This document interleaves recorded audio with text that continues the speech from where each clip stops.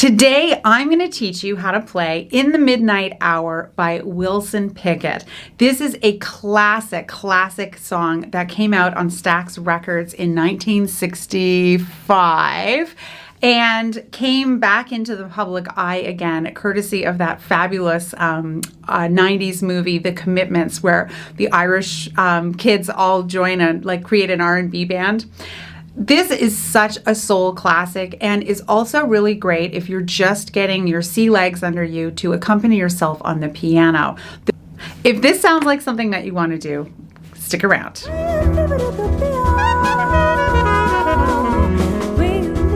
I'm Brenda Earl-Stokes. I'm the owner and creator of Piano and Voice with Brenda, and I make creative and practical resources for pianists, singers, and music educators.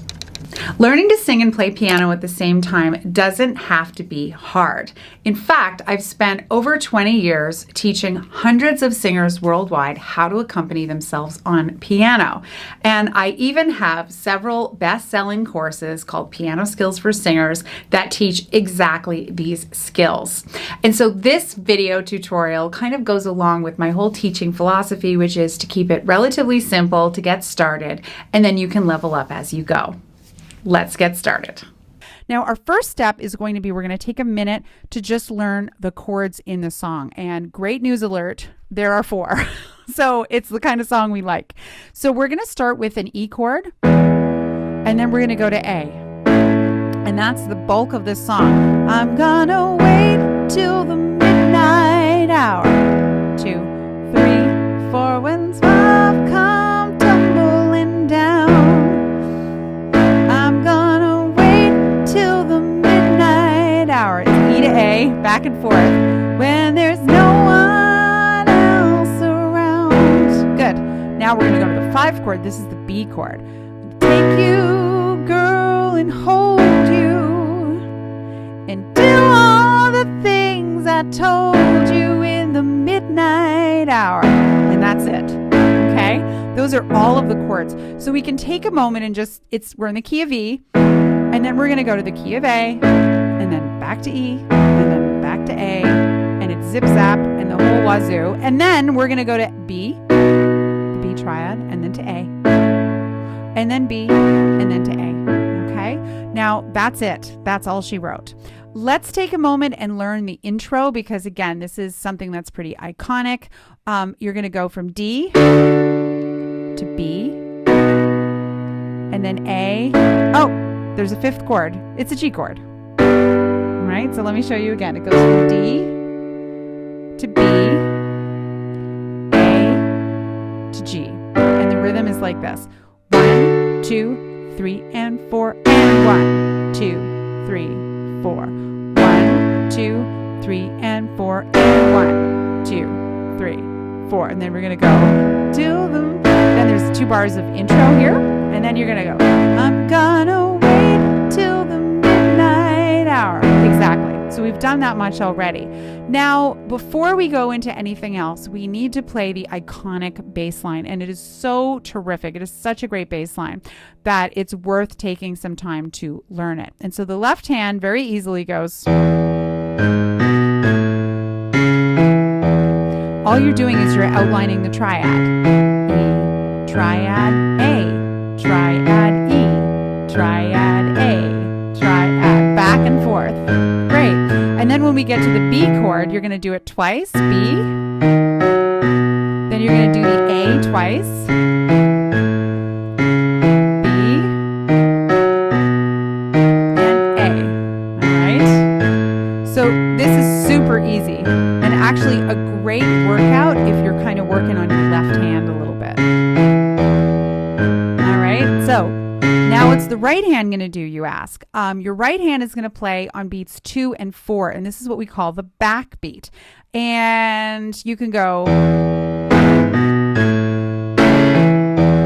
and 3, 4, and 1, 2 and 3, 4, and 1, 2 and 3, 4, and back and forth all day long, just like that.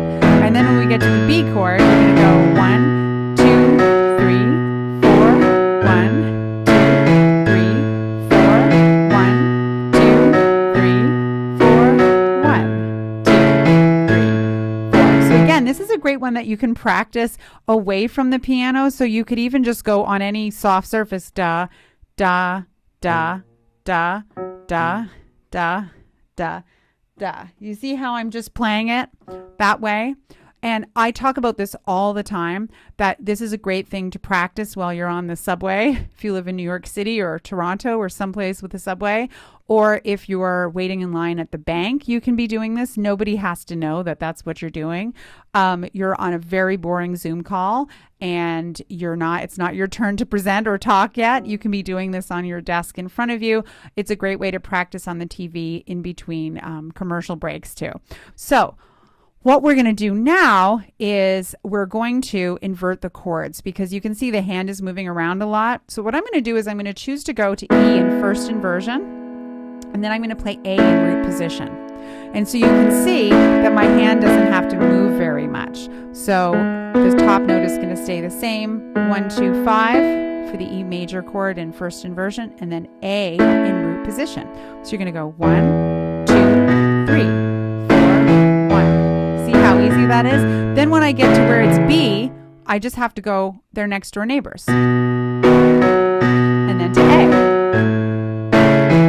That's right, back to B. See how easy that is? So let's put the whole thing together. So 1, 2, 3, 4. 1, 2, 3, and 4. 1, 2, 3, 4. 1, 2, 3, 4.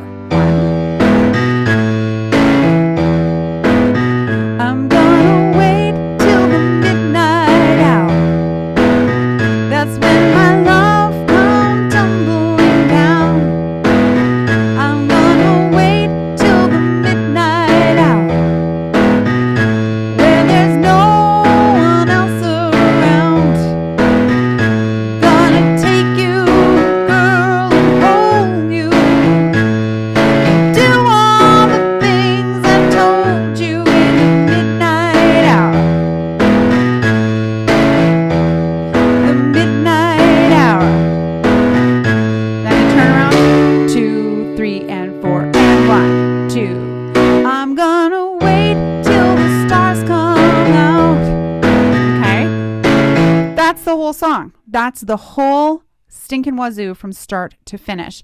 Remember, as always, to add your metronome to make sure that you're really, really in time, because a lot of what is amazing about this style of music is the groove, the rhythm. We want that. So turn your metronome on and go to work. So how fun was that?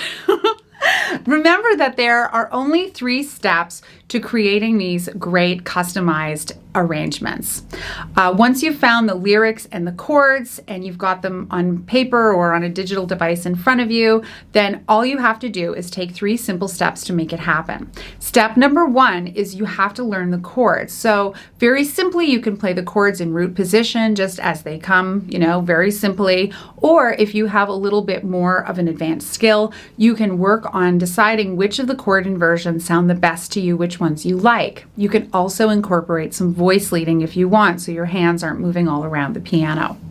Step 2 is going to be that you come up with a way of playing the groove on piano. So you're going to try to listen to whatever the band sounds like on the recording, and you're going to come up with the basic underlying rhythm and see if you can find a way to divide that between your 2 hands.